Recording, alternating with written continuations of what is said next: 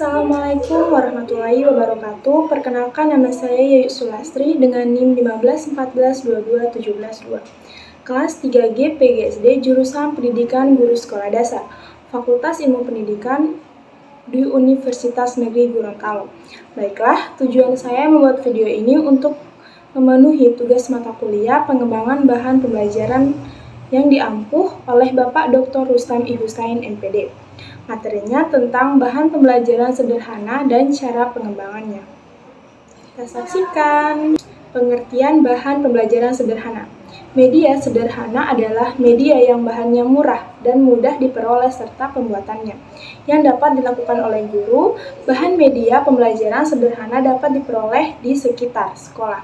Barang-barang yang tidak terpakai dapat dijadikan bahan media sederhana. Kemudian ada jenis-jenis bahan pembelajaran sederhana di sekitar kita. Terdapat banyak benda yang dapat dijadikan sebagai media pembelajaran sederhana. Guru diharapkan kreatif untuk memanfaatkan benda tersebut menjadi media agar dapat membantu tercapainya tujuan pembelajaran.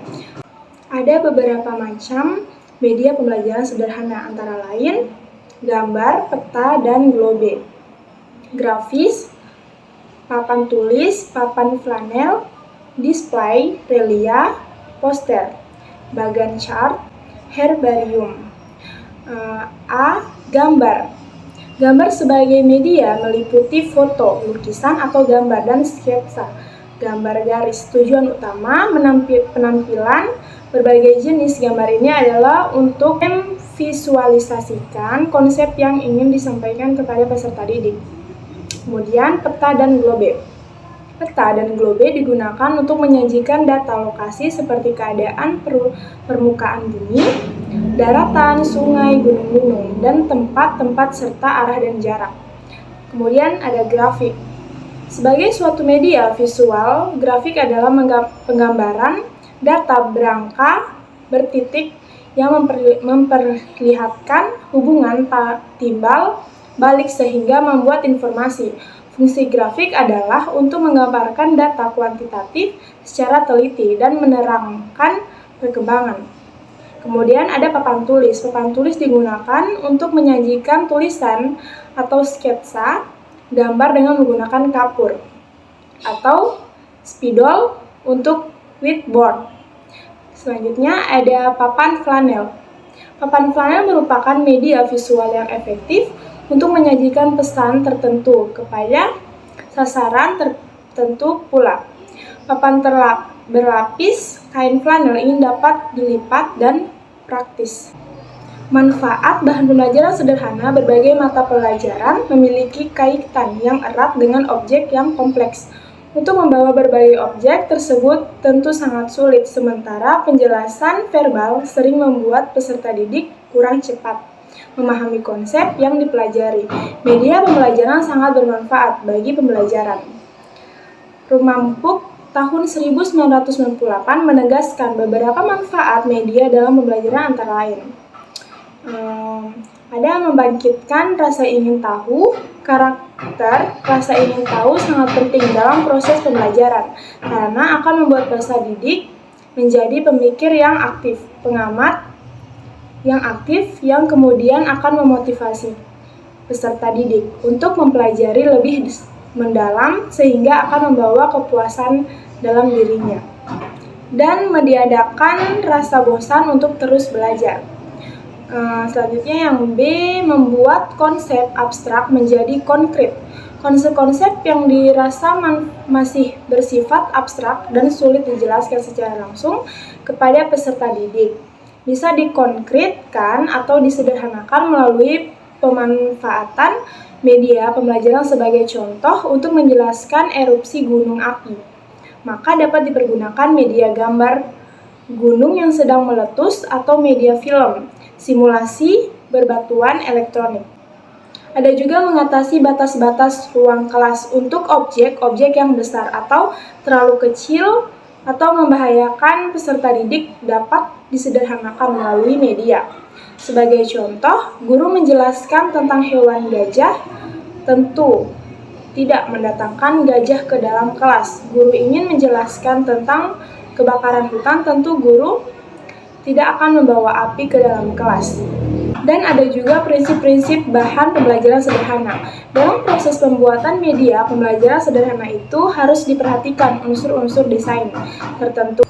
Antara lain, kesederhanaan. Secara umum, kesederhanaan itu mengacu kepada jumlah elemen yang terkandung dalam suatu visual. Jumlah elemen yang lebih sedikit memudahkan peserta didik untuk menangkap dan memahami pesan yang disajikan.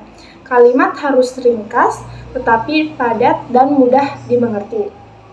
Ada juga keterpaduan. Keterpaduan mengacu pada hubungan yang terdapat di antara elemen-elemen visual yang ketika diamati akan berfungsi secara bersama-sama. Elemen-elemen itu harus saling terkait dan menyatu sehingga membantu pemahaman pesan dan informasi yang dikandungnya.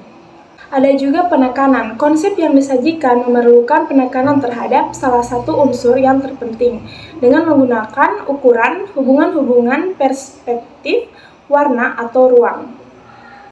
Ada juga keseimbangan. Bentuk yang dipilih sebaiknya menepati ruang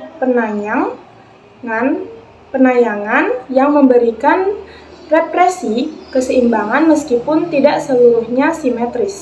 Pemilihan media pembelajaran sederhana. Pemilihan media pembelajaran tidak dilihat atau dinilai dari segi kecanggihan medianya, tetapi yang lebih penting adalah fungsi dan penerangannya. Dalam membantu meningkatkan proses dan hasil pembelajaran, terdapat beberapa hal yang harus diperhatikan dalam memilih media pembelajaran sederhana, yaitu 1. Guru perlu memiliki pemahaman media pembelajaran. Yang kedua, guru terampil dalam membuat media pembelajaran sederhana. Yang ketiga, guru memiliki pengetahuan dan keterampilan dalam menilai keefektifan penggunaan media pembelajaran sederhana yang dipakainya. Oleh karena itu, dalam memilih media pembelajaran sederhana, menurut Nana Sujana tahun 2011, guru sebaiknya memperhatikan kriteria-kriteria sebagai berikut. Yang pertama, ketepatannya dengan tujuan pembelajaran. Media pembelajaran sederhana yang dipilih disesuaikan dengan indikator pencapaian kompetensi yang telah ditetapkan. Kemudian yang kedua, dukungan terhadap isi pembelajaran. Bahan pembelajaran yang sifatnya fakta, konsep, dan prosedur sangat memerlukan bantuan media pembelajaran agar lebih mudah dipahami. Yang ketiga, kemudahan memperoleh media. Media pembelajaran yang dipilih mudah diperoleh, mudah dibuat oleh guru pada saat pembelajaran.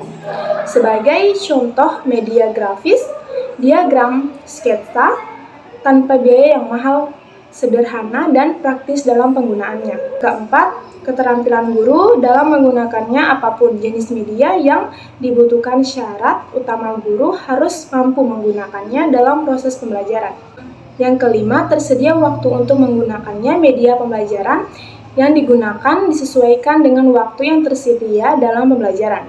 Yang keenam, sesuai dengan taraf berpikir peserta didik, memilih media pembelajaran sesuai dengan cara berpikir peserta didik. Nah, itu materi saya yang sudah jelaskan. Sekian dari saya. Wassalamualaikum warahmatullahi wabarakatuh.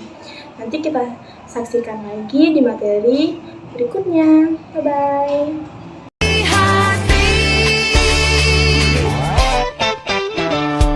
Sangat berarti, istimewa di hati, selamanya rasa ini.